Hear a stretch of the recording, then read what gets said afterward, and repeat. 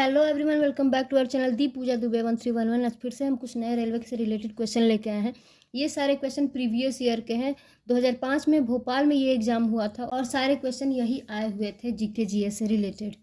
तो चलिए देख लेते हैं वो कौन से क्वेश्चन हैं। और हाँ, वीडियो थोड़ा सा भी हेल्पफुल लगे, थोड़ा सा भी, तो लाइक करिएगा। चैनल पर नया है तो चैनल को सब्सक्राइब। पहला क्वेश्चन है, बिम्बिसार के शासनकाल में किन धर्मों के उपदेश दिए गए थे? बिम्बिसार के शासनकाल में किन धर्मों के उपदेश दिए गए थे? आंसर हो जाएगा बौद्ध और जैन धर्म के। बिम्बिसार के शासनकाल में बौद्ध और जैन धर्म दोनों के उपदेश दिए गए थे। हर्यक वंश का संस्थापक कौन था? हर्यक वंश का संस्थापक कौन था? नेक्स्ट क्वेश्चन क्या है? हर्यक वंश का संस्थापक कौन था? तो बिम्बिसार था। हर्यक वंश का संस्थापक बिम्बिसार था। नदियाँ जब समुद्र में आकर मिलती है तो किस चीज़ का निर्माण करती है? नदियाँ जब समुद्र में आकर मिलती है तो डेल्टा का निर्माण करती है। किस चीज़ का? डेल्टा का निर्माण करती है।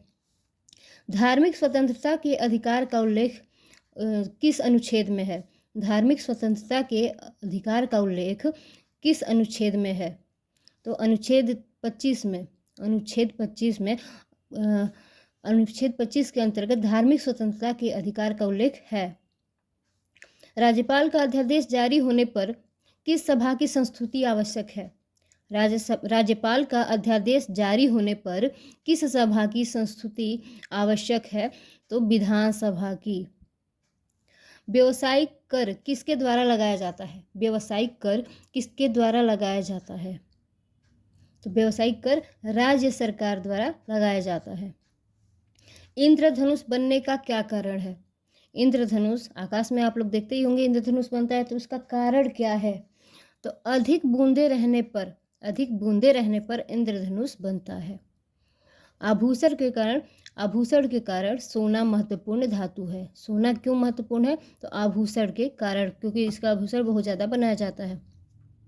बर्फ को पिघलने से बचाने के लिए उसमें क्या मिलाया जाता है? बर्फ को पिघलने से बचाने के लिए उसमें क्या मिलाया जाता है? तो बर्फ को पिघलने से बचाने के लिए उसमें जिलेटिन मिलाया जाता है। अल्ट्रासोनिक वेव का मात्रक क्या है? अल्ट्रासोनिक वेव का मात्रक क्या है? तो हर्ट्ज है। अल्ट्रासोनिक वेव का मात्रक हर्ट्ज है। नेक्स्ट क्वेश्चन क्या है? फैराडे के नियम का संबंध किससे है? फैराडे का नियम का संबंध किससे है? तो विद्युत अपघटन से है। फैराडे के नियम का संबंध विद्युत अपघटन से है। सबसे पहले जी का प्रायोगिक मान किसने दिया था? सबसे पहले जी का प्रायोगिक मान किसने दिया था? तो कैवेंडिश ने दिया था। किसने? कैवेंडिश ने। सबसे पहले जी का प्रायोगिक मान किसने दिया? कैवेंडिश ने। नीम का प्रयोग किस रोग को रोकने के लिए किया जाता है? नीम का प्रयोग किसके लिए किया जाता है? तो नीम का प्रयोग कैंसर रोधी और गर्भ निरोधक बनाने में किया जाता है। कैंसर रोधी और गर्भ निरोधक बनाने के लिए नीम का प्रयोग किया जाता है। वनस्पति जीव होते हैं, ये किसने कहा? वनस्पति जीव होते हैं, ये किसने कहा था? तो जीसी बसु ने कहा। जीसी बसु ने कहा कि वनस्पति जीव होते हैं। स्पेस एप्लीकेशन सेंटर कहाँ पे स्थित है? स्पेस एप्लीकेशन सेंटर कहाँ पर स्थित है? तो अहमदाबाद में। स्पेस एप्लीकेशन सेंटर अहमदाबाद में स्थित है। एनसीईआरटी का फुल फॉर्म क्या है? एनसीईआरटी का फुल फॉर्म क्या है? तो एनसीईआरटी का फुल फॉर्म है national council of education research and training. National council of education research and training NCERT का फुल फॉर्म है। या फिर क्वेश्चन ये पूछ सकता है कि national council of education research and training का संक्षिप्त रूप क्या है? तो एनसीईआरटी। किसको कायदे आजम कहा जाता है? कायदे आजम किसे कहा जाता है?